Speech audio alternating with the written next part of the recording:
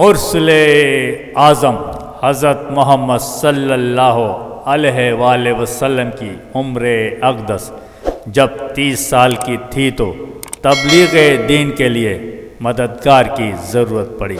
خدا کے حضور دعا فرمائی اور اس طرح 30 عام الفیل کو رب کائنات نے خانہ کعبہ میں مرتضیٰ، مولا، حیدر کرار، اسد اللہ، الغالب، شیر یزدان، مشکل کشا، شاہ اولیاء، شاہ مومنین، ابو تراب، امیر المومنین، امین المومنین، امام المتقین، سید العرب، الوسیع، الہادی، الزائد، الصالح کی ولادت فرمائی۔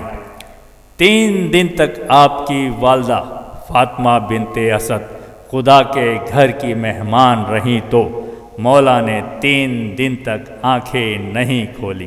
جب آپ کی والدہ خانہ کعبہ سے باہر تشریف لائیں تو سرور کائنات کو استقبال کے لیے پایا تو آپ نے حضرت علی کو آپ کے سپرد کیا۔ اللہ کے نبی نے حضرت علی کے دائیں کان میں اذان اور بائیں کان میں اقامت پڑھی تو حضرت علی نے اپنی دونوں آنکھیں کھول دی اور اس طرح سب سے پہلے آپ کی نظر اللہ کے رسول، اللہ کے نور کے چہرے مبارک پر پڑی اور اس طرح آپ نے سب سے پہلے اللہ کے رسول کی زیارت کی۔ ابتدائی طور پر والد گرامی جناب ابو طالب نے اسد، والدہ گرامی فاطمہ بنت اسد نے حیدر اور اہل خاندان نے زید نام رکھنا چاہا، لیکن رب کائنات نے نام خدا پر علی نام رکھا تاکہ خدا کی برکت سے اس کی بقا اور اس کی بقا سے نام خدا کی بقا وابستہ رہے۔ علی کی تربیت کا کام خانہ کعبہ سے ہی اللہ کے نبی نے سنبھال لیا تھا اور وہی خانہ خدا سے آ کر لے گئے تھے۔ اس کے بعد آپ نے مسلسل اپنے ساتھ رکھا اور اپنے کمالات کا مخزن و مصدر قرار دیتے رہے، یہاں تک کہ اپنے آپ کو شیر علم اور علی کو اس کا دروازہ قرار دیا۔ رسول اکرم کے زیر سایہ 10 سال گزر گئے تو وحی الہی نے بشت کا اعلان کر دیا۔ اب رسول کو واقعی اس مددگار کی ضرورت تھی جس کی انہوں نے خدا کے حضور دعا کی تھی۔ اللہ کے نبی نے حضرت علی کو اہل عشیرہ و قبیلہ کو دعوت دینے کا حکم دیا، لیکن اس وقت کسی نے بھی ساتھ نہ دیا۔ مولا کائنات نے اس دعوت میں رسول کی تائید و تصدیق کا اعلان کیا، جس پر اللہ کے رسول نے آپ کی وزارت و خلافت کا پہلا اعلان فرمایا اور اس طرح ابو طالب کو اسلام کی خدمت کا پہلا صلہ ملا۔ خفیہ تبلیغ رسالت اور شعیب ابی طالب کا 6 سالہ عرصہ فداکاری اور جانثار علی کی زندگی کا امتیاز بن گئی، اور وفات ابو طالب کے بعد بھی شب ہجرت تک اللہ کے رسول کی حفاظت کے لیے اسی انداز قربانی کو برقرار رکھا جس کی بنیاد روز اول سے ابو طالب نے ڈالی تھی۔ بدر کی فتح کے بعد حضرت علی کا نکاح جناب فاطمہ زہرا سلام اللہ سے ہوا۔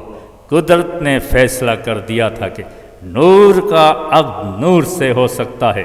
اس موقع پر رسول اللہ نے فرمایا کہ علی نہ ہوتے تو میری بیٹی کا کوئی ہم سر نہ ہوتا۔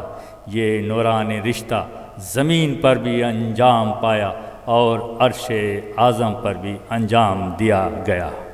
اعلان نبوت سے لے کر وقت آخر پر سر رسول اقدس کو اپنی آغوش میں رکھنے والے بے نظیر معید شیر خدا مولا کائنات حضرت علی نے رسول خدا کی حیات میں لڑی جانے والی 27 غزواؤں میں سے 26 جنگوں میں حصہ لیا۔ واحد تبوک کی جنگ تھی جس میں حضرت علی نے شرکت نہیں کی تھی، کیونکہ رسول خدا نے حضرت علی کو اپنی جگہ مدینے کی ذمہ داری سونپ کر جنگ میں شرکت کی تھی۔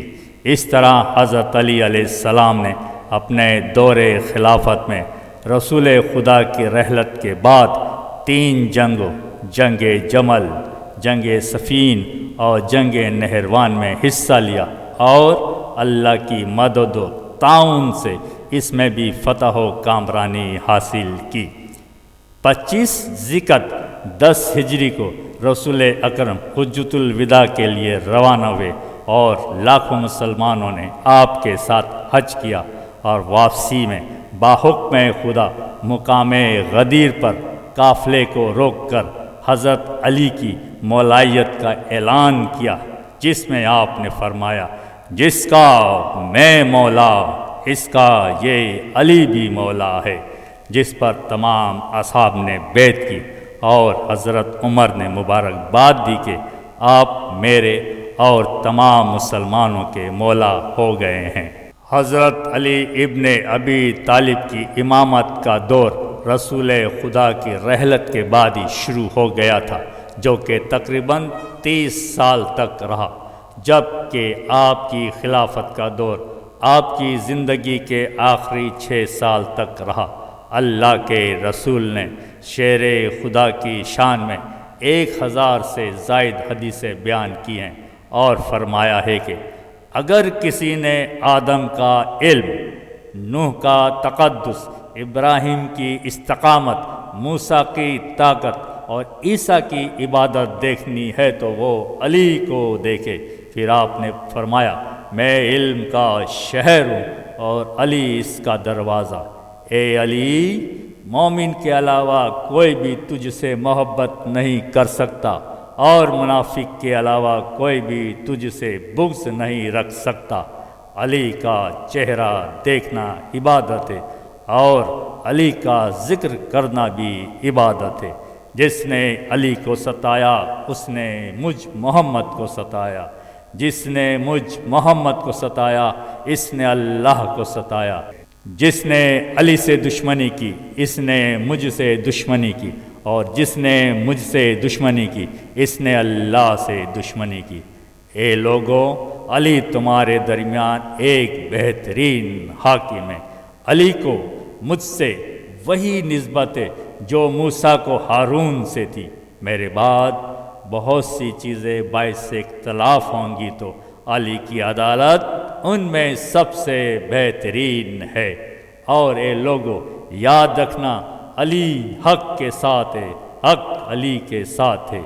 جنگ احزاب میں حضرت علی نے عمروں کو تیغ کیا تو اللہ کے رسول نے اس ضربت کو ثقلین کی عبادت سے زیادہ وزنی قرار دیا، کیونکہ اس وقت یہ اسلام و کفر کا معرکہ تھا اور کل ایمان کفر کی زد پر تھا۔ رب عالمین نے امداد کی اور کل ایمان نے کفر پر غلبہ حاصل کر لیا۔ اللہ نے کبھی سورہ عاشوراء میں، کبھی سورہ احزاب میں، کبھی سورہ مائدہ میں اور کبھی سورہ رحمان میں حضرت علی کی تعریف بیان کی، لیکن افسوس اس وقت مسلمانوں نے بغض علی میں اللہ کے رسول کے بعد اللہ کے رسول کے خاندان کی قدر نہ کی۔ اسلامی تاریخ کے مطابق 21 رمضان 661 عیسوی یا 40 ہجری، تقریباً 63 سال کی عمر میں مولا علی شیر خدا نے شہادت کی فضیلت حاصل کرتے ہوئے دنیا سے پردہ فرما گئے۔ رب کائنات سے دعا ہے کہ ہم سب مسلمانوں کو حضرت علی علیہ السلام کی عظمت و فضیلت کو سمجھنے کی توفیق عطا فرمائے اور ہمیں ایک سچا، نیک اور پاکیزہ مسلمان بننے کی توفیق عطا کرے۔ آمین ثم آمین۔